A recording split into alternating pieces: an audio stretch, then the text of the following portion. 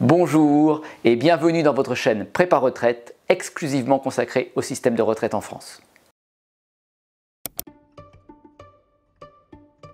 Initialement section professionnelle de la CNAF-PL, les artistes-auteurs sont donc aujourd'hui affiliés pour leur retraite de base au régime général. Jusqu'en 2018, 2 caisses de retraite leur étaient dédiées. La Maison des artistes pour les graphistes et plasticiens, l'AGESA pour les écrivains, auteurs-compositeurs, chorégraphes, photographes, etc. Si ces organismes conservent un rôle en matière d'affiliation et d'information, c'est auprès de l'URSSAF, depuis 2019, que la déclaration de revenus et le paiement des cotisations s'opèrent.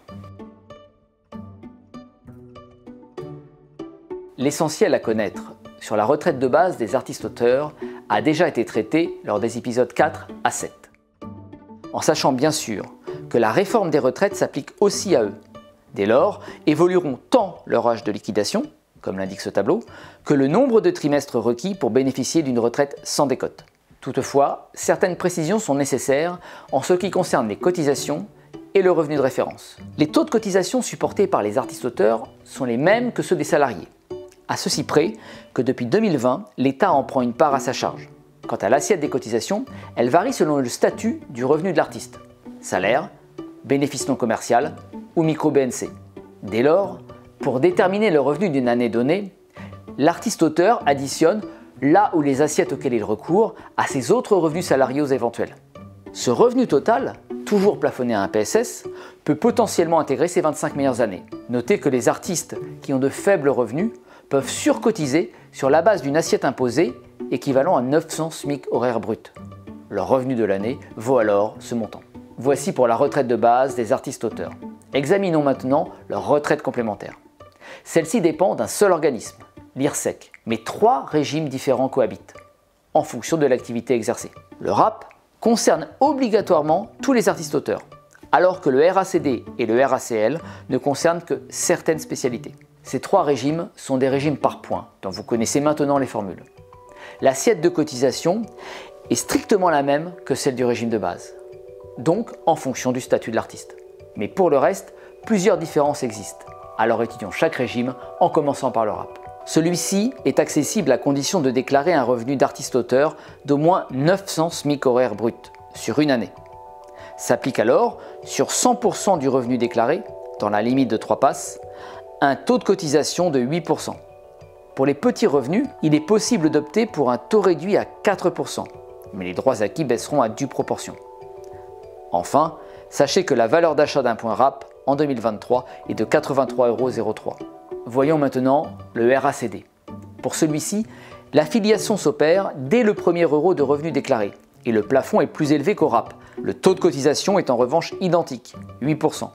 Toutefois, certains cotisent 1% supplémentaire sans acquérir de droits. Il s'agit des retraités et des actifs ayant acquis au RACD au moins 120 000 points. Notez qu'en cas de revenu nul une année, il est possible de cotiser à hauteur de 8% sur la base de la moyenne des revenus des 3 dernières années. Et la valeur d'achat du point est de 4,23 € en 2023. Troisième régime, le RACL. Il est accessible si le revenu déclaré dépasse un seuil plancher. Le taux de cotisation, qui est de 6,5%, ne s'applique qu'à compter de ce seuil et dans la limite d'un plafond. Pour tout revenu supérieur à ce plafond, une cotisation de solidarité de 1,5% est prélevée sans acquisition de droits. Les retraités percevant au moins 2 737 € de pension paient également cette cotisation de solidarité.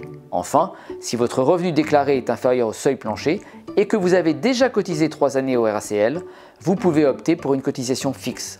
Vous pouvez en déduire que la valeur d'achat du point est en 2023 de 9,436 €. Ces 3 pensions ne sont accessibles qu'à la condition d'avoir acquis un nombre minimum de points.